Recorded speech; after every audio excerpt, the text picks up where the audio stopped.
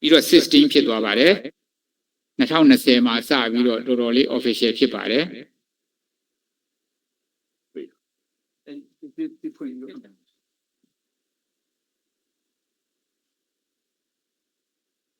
နံပါတ်4လုံးကတာပြီးတော့အခုဒီမှာကျွန်တော် information သေချာပေးထားပါတယ်ခုနဟိုဒီ building code ရဲ့ပိုင်ရှင်လို့ပြောလို့ရတာပေါ့နော်သူကတကယ်တာဝန်ယူပြီးလုပ်တာတာဝန်ခံတာကစောက်လို့ဝင်ကြီးဌာနဖြစ်ပါတယ်အဲ့တော့တကယ်လုပ်တာ MES ကဟိုကမကထပြုပြီးတော့ engineer ပေါင်းမြောက်များစွာအကုန်ပါပါတယ်နော်တူတာဒါပေမဲ့တကယ်သူ့ကိုဖြန့်ဝေတာတို့ဘာတို့အစိုးရအဖွဲ့မှာတရားဝင်ဖြစ်အောင်လုပ်တာတို့ကဒါစောက်လို့ဝင်ကြီးဌာနဖြစ်ပါတယ်ပတ်3နဲ့ပတ်4နှစ်ခုလုံးမှာ design philosophy မပြောင်းရသေးပါဘူးကျွန်တော်တို့က code base ကိုပဲသွားနေပါတယ် risk base ကိုမပြောင်းရသေးပါဘူးအခုရန်ကုန်စီမံမှာအခုဟို online register ဘာညာလုပ်ရင်သူက risk base သွားနေတာတွေ့ပါလိမ့်မယ်နော် risk base ဒါပေမဲ့သူကတော့စီစဉ်ပေးတဲ့အဖွဲ့အစည်းကနိုင်ငံတကာကလာတဲ့အဖွဲ့အစည်းတစ်ခုကနေ risk base ကိုသူကကြည့်ပြီးတော့စာအုပ်ကနေမြင့်အထက်နဲ့ဟိုအကြီးတာသေးတာနဲ့မဆိုင်ဘူး risk များရင်အရေးကြီးတယ်ကောင်းကောင်းလုပ်ရမယ် risk နဲ့ရင် risk ဆိုတာဘာကိုပြောလဲ risk ကပထမဆုံးစဉ်းစားတာတော့သူက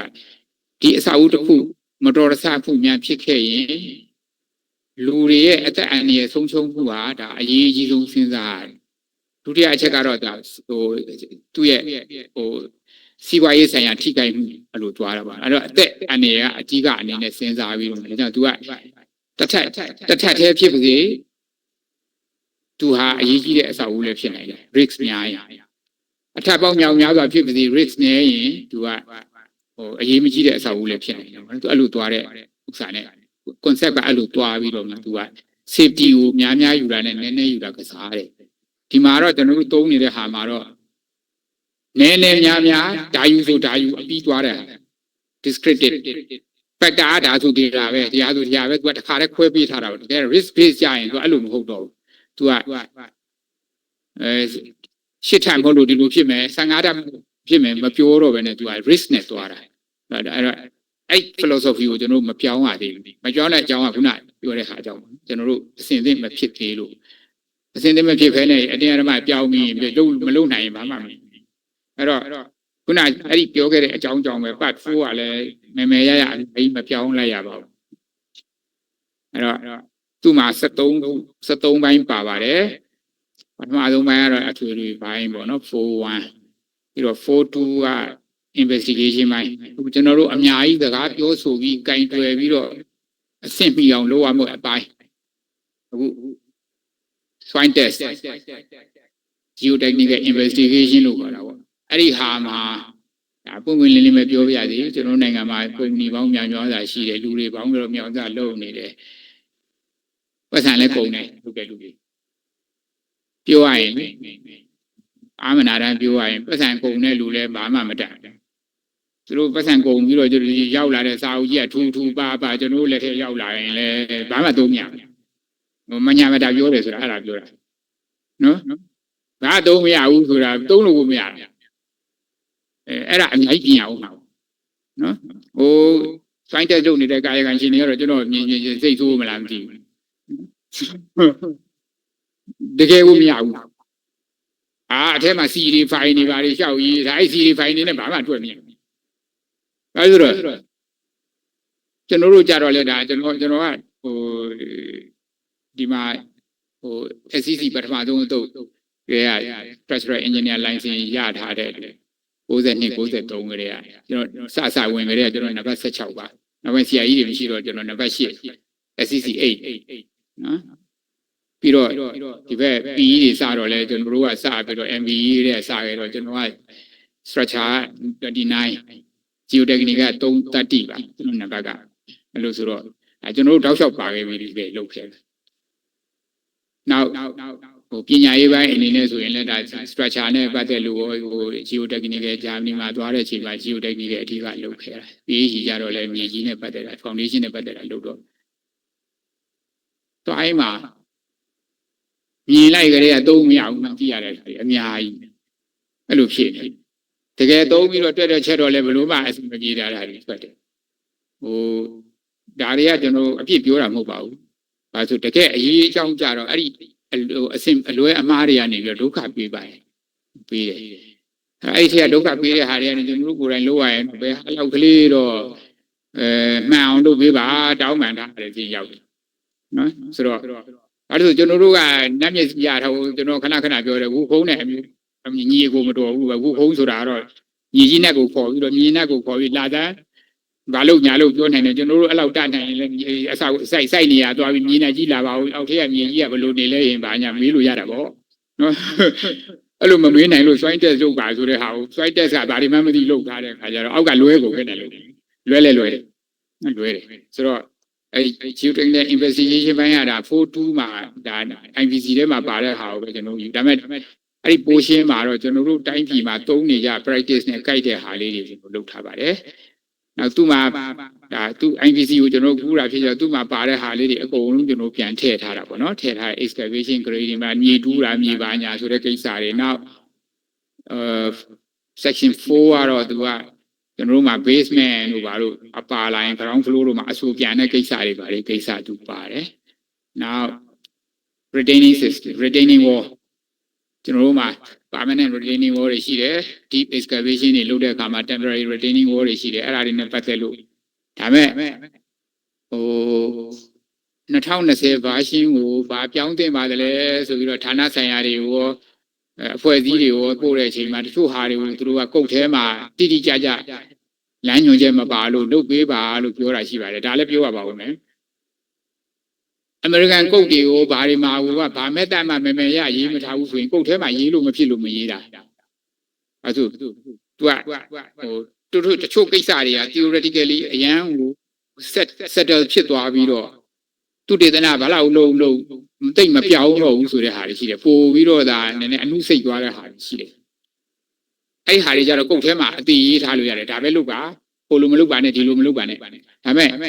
အခုအချိန်ကြီးဆက်ပြီးဖွံ့ဖြိုးနေစေဖြစ်တဲ့ပညာရပိုင်းဆိုင်ရာတွေကြတော့ကုတ်ထဲရေးလိုက်ရင်သူကဘာဖြစ်သွားခြေချုပ်မိသွားတယ်အဲဆိုကုတ်ထဲမှာဒီလိုပဲလုပ်ရမယ်လို့ပြောရင်သူကပို့ပြီးတိုးတက်တဲ့ပညာပိုင်းကသုံးလို့မရတော့တာရှိတယ်အဲ့ဒါမျိုးဆိုရင်သူတို့ကုတ်ထဲမှာမပါဘူးအဲ့ဒါကိုကျွန်တော်ဒါနိုင်သူတို့ကနိုင်ငံတကာမှာသူတို့ကုတ်တွေကနှစ်ကတမဏိရှည်လာပြီးနှစ်ရာခဏန်းဖြစ်နေပြီ50ဆိုတာအနည်းဆုံးကုတ်တွေသူတို့ထဲမရေးဘူးဆိုတော့အကြောင်းရှိလို့မရေးတာအဲကြောင့်ကျွန်တော်တို့က retaining wall ဆိုရင်ဘယ် equation နဲ့တွက်ပါလို့ဟိုလူတွက်ပါဒီလူတွက်ပါသူတို့မရေးတော့ကြကျွန်တော်လည်းမရေးပါဘူး။ဘာလို့ဆိုတော့သူတို့လို research တွေ academic ပိုင်းနေအရန်တိုးတက်နေတဲ့လူတွေတောင်ကုတ်ထဲမှာထည့်မရေးဘူးဆိုရင်ရေးလို့မရလို့ရေးတာ။နော်အဲဒါကြောင့်ကျွန်တော်တို့ဒီမှာစေးစိတ်မရေးပါဘူး။မဖြစ်မနေလိုအပ်တဲ့ requirement တွေပဲရေးတယ်။ကူးတယ်ပေါ့နော်ဒါကူးတာပါပဲ။ကျွန်တော်တို့ကထပ်ပြီးတော့ရှာရှည်ပြီးတွေ့ရတယ်ရှောက်ထဲလို့မရဘူးကုတ်ဆိုတာ။ကုတ်ကဘာဖြစ်လို့လဲ။တကယ်အလုံးလို့ရင်သုံးရတယ်လို့မတော်တဆအမှုခင်းဖြစ်လာရင်လည်းတရားရုံးမှာကိုသုံးရမယ်ဟာဖြစ်ပါတယ်ဒါလေးသတိထားပါနော်ဒါကိုပေါ့ပေါ့တန်တန်သဘောထားနေတဲ့ကုတ် building ကုတ်ဆိုတာဘာမှမဟုတ်တဲ့ဟာဆိုအခုအမှုခင်းရတခါမှမဖြစ်ဘူးသေးလို့မသိတာနော်သူတို့နိုင်ငံမှာတော့ဒီကုတ်က legal framework အနေနဲ့သုံးလို့ရတဲ့ဟာဖြစ်ပါတယ်နောက်ဒီမှာ 4.6 ကတော့ဒါတောင်းအစာအုပ်သေးသေးမားမားတွေနဲ့နောက်အခု fine report ကထွက်လာတဲ့ဟာတွေကိုသူကတိုက်ကြည့်လို့ရအောင် ready made allowable bearing capacity တို့ဘာလို့ပေးတာရှိတယ်ဒါလည်းကျွန်တော်တို့ထည့်ပေးထားနောက်ပြီးတော့မှ 4.7 section 7ကစပြီးတော့ shallow foundation အုပ်စုဖြစ်ပါတယ် shallow foundation footing တို့ mat တို့ဘာလို့ပေါ့နော်နောက်ပိုင်းကတော့ deep foundation ကိစ္စပါပိုင်း section 8ကဒါပိုင်း deep foundation နဲ့ပတ်သက်တဲ့အထွေထွေလိုအပ်ချက်တွေဖြစ်ပါတယ်နောက် section 9က driven ပိုင်းဒီတိုင်းပြည်မှာအကုန်လုံးလုပ်နေကြတာဘိုးပိုင်း press ပိုင်းတမျိုးပဲရှိတယ်အများစုနော်ဘယ်သူမှပိုင်းရမရိုက်ဘူးဆိုမဲ့ press ပိုင်းကို driven ပိုင်းလို့မထင်တော့တဲ့လူတွေအများကြီးရှိတယ်ကျွန်တော်တို့ principle ရသူကpress ပိုင်းနေအကုန်လုံးကလည်း displacement ပိုင်းနေဖြစ်တဲ့ကြောင့်သူက driven ပိုင်းအုပ်စုထဲမှာဖြစ်ပါတယ်ပြောရရင်အဲ့တော့ပြီးရင်သူတို့စီမှာ cast in place concrete ပိုင်း foundation အမေရိကကဘိုးပိုင်းလို့မခေါ်ဘူးသူတို့စီမှာdrapier တို့ဘာလို့ခေါ်တာရှိတယ်အဲ့တော့ကျွန်တော်တို့မှာသုံးနေတဲ့ဘိုးပိုင်အများစုက section 10မှာအဲ့သူ့ရဲ့ requirement တွေပါပါတယ်နောက်11က composite ပိုင်ဆိုတော့ပိုင်ကအထဲကိုsteel ပို့ထည့်ပြီးတော့အပြင်က concrete ငုံလောင်းလိုက်တာတို့ နှစ်ပိုင်းဆက်သုံးတာတော့ဒီမှာနှစ်ပိုင်းဆက်သုံးတာတော့ရှားပါတယ်သူတို့နိုင်ငံမှာတော့အများကြီးရှိတော့ composite ပိုင်းနောက်သူတို့စီမှာ PR foundation လို့ခေါ်တာဟိုပိုင်းအတူလေးတွေအလုံးကြီးကြီးနဲ့အတူပေါ့နော်ဒီမှာတော့တိတ်ပြီးတော့မတွင်ကြည်ဘူးဒါပေမဲ့ကုတ်ထဲမှာပါနေတော့ဒါနောက်ပြီးလဲတိတ်လဲ requirement အများကြီးမဟုတ်ဘူးသူမှာကန့်သက်ချက်ကလေးတချို့ထည့်ထားရှိကျွန်တော်တို့လိုလိုက်သုံးဖို့ပေါ့Now other requirement ဆိုပြီးတော့ကျွန်တော်တို့ထပ်ထည့်တဲ့ထဲမှာအဲ temporary retaining system တို့ swine improvement တို့လည်းရှေ့စင်းကလေးတော့ရေးထားရမယ်ခုနကျွန်တော်ပြောသလို swine improvement တို့ temporary retaining system တို့ monitoring and instrumentation တို့ကိုဘယ်ကုတ်ကမှဒါလို့ရမယ်ဟိုကလို့ရမယ်ပြည့်ချက်မရေးပါဘူး။ဘာကြောင့်လဲဒီ fee တွေအားလုံးဟာ still developing သူက principle အရာရော theory အရာရော research ပိုင်းရောပုံလုံးကဖွံ့ဖြိုးဆဲချိန်ဖြစ်တယ်အဲ့ဖွံ့ဖြိုးဆဲဖြစ်နေတဲ့ဟာကိုကုတ်ထဲမှာမဖြစ်မနေရေးရမယ်ကိစ္စလွယ်ရင်ပဲဟာမှရေးလို့မရလို့သူတို့လည်းမရေးပါဘူးကျွန်တော်တို့ကလည်းပြောရရင်ကိုယ့်ဟာကိုရေးနေတာရေးမရဘူးကွာဆိုကိုယ့်ဟာကိုရေးနိုင်လောက်တဲ့အစဉ်အတန်းမျိုးတွေလည်းမဟုတ်ဘူးပြောရရင်ဒါဆိုတော့ technically အုံးကြီးမဟုတ်ဘူးသူက legal အထိသွားတာတော့စကလုံးကအစယူဆိုင်ရတော့သူများဟာကိုနမူနာကြည့်ရနမူနာရှာစရာကိုမရပါဘူးဘာကြောင့်မရလဲဆိုတော့သူတို့ကကုတ်အနေနဲ့ရေးလို့မဖြစ်လို့မရေးတာအဲ့တော့အဲ့အပိုင်းနေဆိုရင်ဒါဟိုတစ်ကြောင်းနှစ်ကြောင်းသုံးကြောင်းလောက်ပဲရေးထားတာတွေ့ပါလိမ့်မယ်နော်အဲ့တော့ဒီလို portion 73ခု section 73ခုပါပါတယ်အဲ့တော့ကျွန်တော်ဒီမှာဆက်ပြောသွားရင်ဘာပြောမလဲဆိုတော့ဘယ်အပိုင်းမှာတော့ဘာလေးကအရေးကြီးတယ်ခင်ဗျာအဲ့ဒါလေးနည်းနည်းစာအုပ်ကိုကြည့်တဲ့အချိန်ကျရင်အဲ့ဒါလေးနည်းနည်းအသေးစိတ်ထပ်ဖတ်လိုက်ပါပြီးရင်2020နဲ့25ဘာလေးပြောင်းသွားလဲဒါလေးကျွန်တော်ဒါလေးပြောင်းထားပါတယ်ဒါမျိုးလေးပြောပါမယ်ခင်ဗျာ coffee break သွားတော့မလားဆရာwala လိုက်ပြရတယ်ကြအားကောင်းကောင်းနဲ့ရှောက်ပြောနေမဖြစ်ဘူးကျေးဇူးတင်ပါတယ်ခင်ဗျာပထမပိုင်းဟောပြောဆွေးနွေးပေးပါတော့ဒေါက်တာညံမြင့်ကျော်အထူးပင်ကျေးဇူးတင်ရှိပါရှင်ဆက်လက်၍အစီအစဉ်ရ coffee break တိုင်းပဲဖြစ်ပါတယ်ဟောပြောပွဲဒုတိယပိုင်းကို10:30မိနစ်တွင်ပြန်လည်စတင်ပြီဖြစ်ပါတယ်ရှင်